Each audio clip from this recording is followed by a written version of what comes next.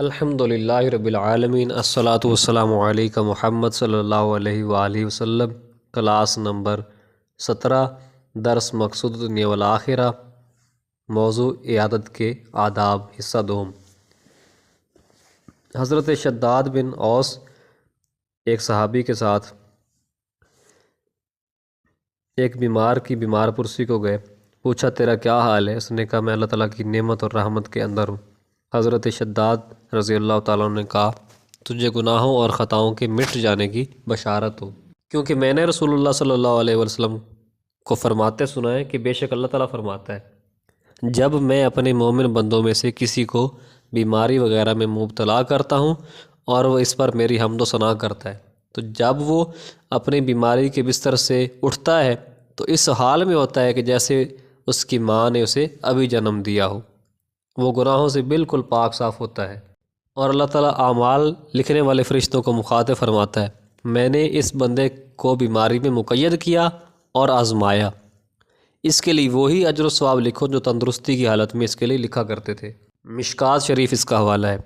اگر مریض کی عادت کو جائیں تو پھر بھی نماز کا خیال رکھنا ہے۔ ایسا نہیں ہے کہ ہم یہ سوچیں کہ ہم تو مریض کی عیادت کر رہے ہیں، یہ بھی ایک نیک کام ہے، نماز رہنے دیتے ہیں یا جماعت چھوڑ دیتے ہیں، ایسا ہرگز نہیں کرنا۔ خود بھی نماز ادا کرنی ہے، مریض کو بھی نماز کی تلقین کرنی ہے، جیسے بھی ہو سکے، بیٹھ کر، لیٹ کر، اشاروں سے، جیسے اسے آسانی ہو وہ بھی نماز ادا کرے۔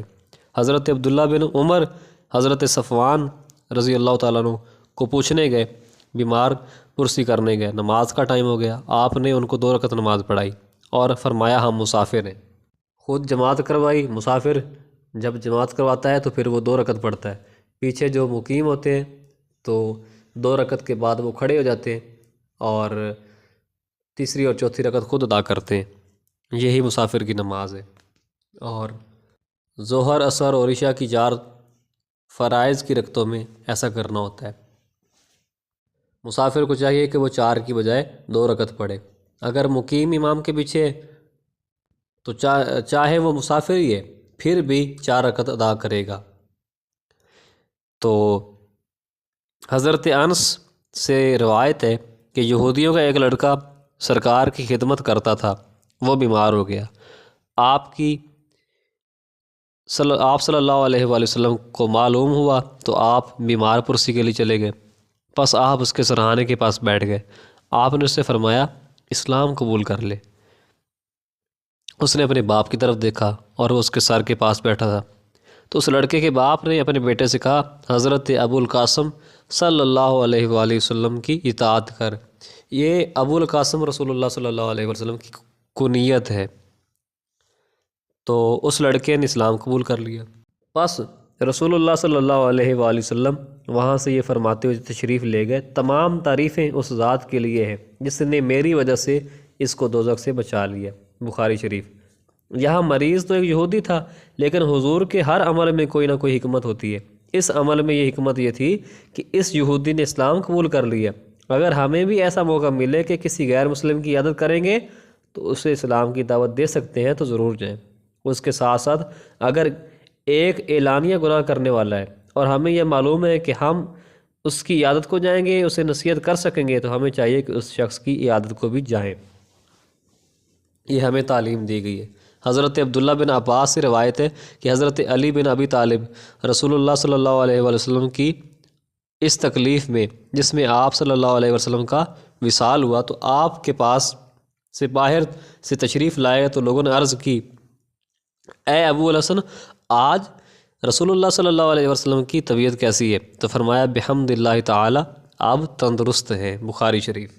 اس حدیث پاک سے معلوم مریض کے گھر والوں سے بھی مریض کی خیریت دریافت کر سکتے ہیں اور یہ بھی عیادت میں آ جائے گا، لیکن ہمیں چاہیے کہ مریض سے ملاقات کریں، اور اگر مریض اس حالت میں نہیں کہ اسے ملاقات کی جا سکے تو اس کے گھر والوں سے مل کر مریض کی خیریت دریافت کی جائے اور انہیں حوصلہ دیا جائے۔ حضرت عبداللہ ابن عباس رضی اللہ تعالیٰ عنہ یہ روایت کرتے ہیں کہ رسول اللہ صلی اللہ علیہ وآلہ وسلم ایک دیہاتی کے پاس آئے اس کی مزاج پرسی کے لیے اور فرمایا کوئی پریشانی کی بات نہیں ہے، ٹھیک ہو جائے گا انشاءاللہ تعالیٰ۔ حضرت عمر رضی اللہ تعالیٰ عنہ روایت کرتے ہیں، آپ کی روایت ہے کہ جب تو کسی مریض کے پاس جائے اسے حکم دے کہ وہ تیرے لیے دعا کرے، اس کی دعا ملائکہ کی دعا کی طرح ہے، مشکات شریف۔ ویسے ادب یہ ہے کہ مریض کے پاس کم وقت بیٹھا جائے اور شور غل نہ کیا جائے، اور فرمایا کہ افضل بیمار پرسی وہی ہوتی ہے جس میں مختصر قیام کیا جائے۔ پھر ہم مریض کی عادت کو جائیں تو اس کے لیے پھل وغیرہ لے جائیں، اور جو وہ کھا سکتا ہو، ایسی چیزیں نہ لے جائیں کہ وہ بیماری کی حالت کے میں استعمال ہی نہ کر سکتا ہو۔ عیادت کا کوئی ٹائم مقرر نہیں ہے، کسی بھی وقت جا سکتے ہیں، لیکن اس بات کا خیال رکھیں کہ وہ آرام کا وقت نہ ہو۔ جنازہ کے ساتھ چلنے کے آداب۔ جنازے کے ساتھ چلنے کا ادب یہ ہے کہ دل میں اللہ تعالیٰ کا خوف رکھے، نگاہیں جھکا کر رکھے، لا معنی گفتگو نہ کرے، بلکہ خاموش رہنا زیادہ بہتر ہے۔ عبرت کی نگاہ سے میت کو دیکھے کہ قریب یا بعید میں بھی ان حالات سے گزرنے والا ہوں۔ قبر کا خوف، سوال جواب کا خوف، قبر کے اندھیرے کا خوف، قبر کی تنگی کا خوف ملحوظ خاطر رکھے اور ان سے نجات پانے والے عمل میں جلدی کرے، اور اگر اچانک موت آ جائے تو کس قدر حسرت اور ندامت ہوگی اس کا ڈر دل میں پیدا کرے۔ یہ جنازے کے ساتھ چلنے کا ادب ہے۔ اللہ تعالیٰ ہمیں ان اعمال